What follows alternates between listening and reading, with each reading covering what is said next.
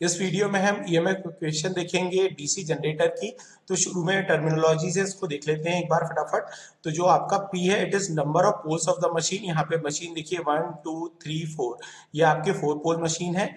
तो यहाँ पे P नंबर ऑफ पोल्स है, फ्लक्स फाई है, फ्लक्स पर पोल इन वेबर। तो जो आपका एक पोल है उस पे कितना फ्लक्स हो रहा है, फाइव। इस पे भी फाइव, इस पे भी फाइव, इस पे भी फाइव, इस पे भी फाइव। पर पोल जो फ्लक्स है वो है फाइव गिवन है। उसके बाद जेड क्या है, total number of armature conductors. यहाँ पे जो आर्मेचर कंडक्टर रोटेट होंगे उसका टोटल नंबर है जेड, टोटल नंबर है जेड। एन जो है वो है स्पीड ऑफ आर्मेचर पर मिनट, मतलब यहाँ पे आरपीएम में आपका जो आर्मेचर रोटेट होगा तो रोटेशन पर मिनट की स्पीड जो हो जाएगी उसको एन से बोला है। और ए जो है, it is number of parallel path in armature winding. तो देखिए एक दो तीन चार, ऐसे चार पैरेलल पाथ हो गए। तो ये वही पाथ है, मतलब कितने पाथ पैरेलल है, 1 2 3 4। इसको हम और डिटेल में भी देख लेते हैं। तो चलिए, in one revolution the armature the flux cut by one conductor. जो आर्मेचर का जो फ्लक्स, आर्मेचर जो फ्लक्स कट कर रहा है एक रिवॉल्यूशन, एक बार घूमने पर कितना फ्लक्स कट कर रहा है। देखिए फाई क्या है आपका, एक फ्लक्स पर पोल, यानी हर एक पोल पे कितने फ्लक्स है, क्या फ्लक्स है, फाई है। और मल्टीप्लाई बाय क्या करेंगे अपन, नंबर ऑफ पोल्स। चार पोल है क्योंकि यहाँ पे भी फ्लक्स फाई, यहाँ भी फ्लक्स फाई, यहाँ भी फाई, यहाँ भी फाई। तो ये जैसे ही पूरा रोटेट होगा तो क्या होगा, फ्लक्स पर पोल यानी कि एक पोल का flux multiplied by number of poles. तो ये टोटल आपका यहाँ पे वन रिवॉल्यूशन में इतना फ्लक्स कट करेगा। ठीक है, यहाँ पे देखते हैं time taken to complete one revolution. तो देखिए टाइम क्या होता है, it is inversely proportional to speed. और यहाँ पे स्पीड क्या है, आरपीएम में दी है, मैं इसको आरपीएस में कैलकुलेट करूंगा तो टी क्या हो जाएगा, T is equal to 1/n/60। मतलब देखिए यहाँ पे सेकंड में करने के लिए मुझे इसको क्या करना पड़ेगा, 60 से आपको स्पीड को डिवाइड करना पड़ेगा। तो ये सेकंड, आरपीएस रोटेशन पर सेकंड में हो जाएगी ये स्पीड। ओके, तो यहाँ पे क्या हो रहा है, ये टी जो हो जाएगा आपका वो हो जाएगा 60/n, 60/n। यहाँ पे देखिए तो आपका टी आपका हो गया 60/n।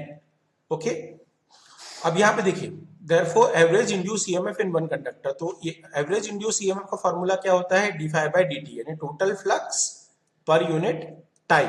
ये आपका ईएमएफ इंड्यूस का फॉर्मूला होता है। तो यहाँ पे टोटल फ्लक्स कितना है, P×5 हमने अभी देखा कि आपका फ्लक्स पर pole multiplied by number of poles. तो टोटल फ्लक्स इतना कट कर रहा है कितने टाइम में, टी में कर रहा है। तो it is divided by T. इस टी की वैल्यू रखेंगे हम। चलिए आगे चलते हैं, इसको और आगे बढ़ाते हैं।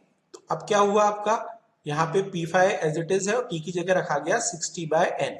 अब ये P5n/60 हुआ। तो ये तो एक कंडक्टर की बात हो रही थी।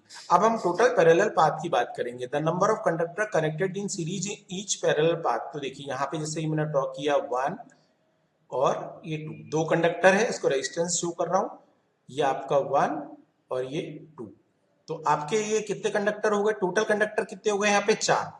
तो यहाँ पे z total number of conductors है, उसको न्यूमरेटर में रख दिया, अपॉन ए क्या है, पैरेलल पाथ ऊपर दिया हुआ है। यहाँ पर ए क्या है आपका, देखिए यहाँ पे number of parallel path. Okay, तो यहाँ पे ए जो है उसको डिवाइड कर देंगे हम। तो इस केस में ए कितना आ रहा है, 2, दो पैरेलल पाथ है यहाँ पर।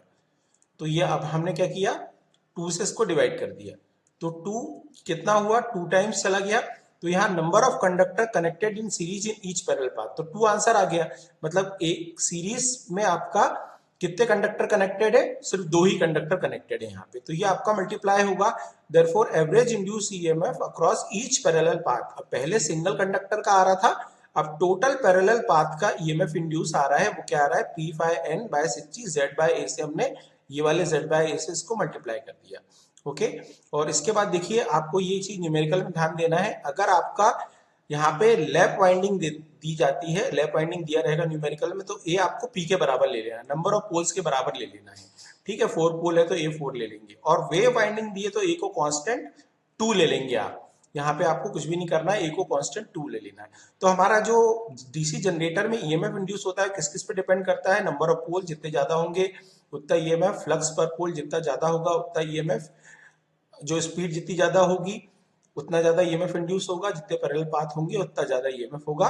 और यहाँ पे जितना आप जितने टोटल कंडक्टर होंगे उतना ज्यादा आपका ईएमएफ इंड्यूस होगा, और जितने पैरेलल पाथ होगा उतना ही कम आपका इंड्यूस ईएमएफ होगा। तो ये था आपका ईएमएफ इक्वेशन। तो प्लीज मेरे चैनल को सब्सक्राइब करें और कोई डाउट हो तो कमेंट में पूछिए। Thank you.